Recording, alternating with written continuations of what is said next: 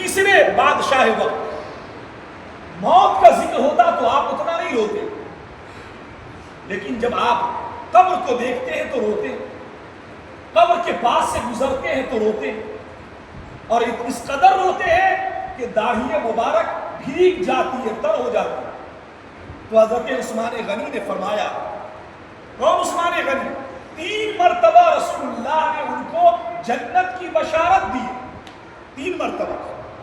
کہ اے لوگوں جس کو جنتی دیکھنا ہے عثمان کو دیکھو، عثمان جنتی ہے، عثمان جنتی ہے، بشارت مل گئی۔ ہم میں سے کسی کو مل جائے پھولے نہیں سمائے،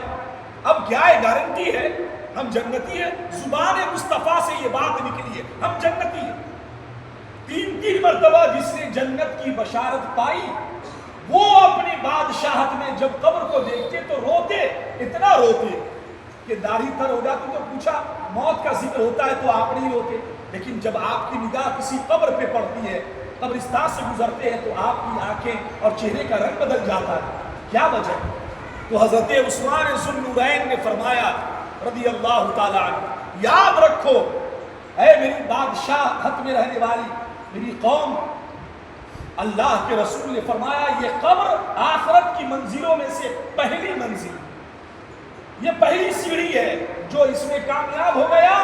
آگے بھی کامیاب، اور جو یہاں پھنس گیا دب گیا تو پھر آخرت مشکل ہے اسے، آخرت میں کوئی کامیابی نہیں، اسی لیے یہ پہلی منزل ہے۔ مسلم شریف کی حدیث پاک ہے، اللہ کے پیارے پیغمبر فرماتے میں نے چاہا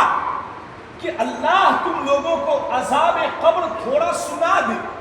دکھا نہیں دے، دیکھنا تو بڑی بات کہ قبر پھٹے اور اس میں عذاب ہو رہا ہے تو تم دیکھ لو، نہیں، سنا دے جو اس کی چیخ پکار، جو تڑپ قبر کے اندر رہنے والے مردوں کی ہے، تھوڑی سی تم کو سنا دے، تھوڑا سا اللہ تمہیں سنا دے، یہ میں نے چاہا کہ میں اللہ سے کہوں کہ میرے صحابہ کو تھوڑی سی چیخ پکار سنا دیجیے۔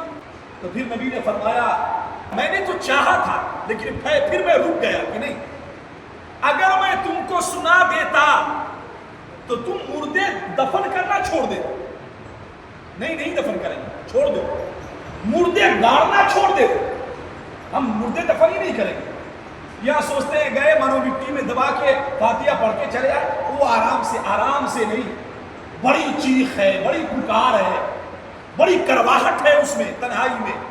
آقا نے فرمایا اگر میں تم کو سنا دیتا تو تم مردے دفن کرنا چھوڑ دیتے۔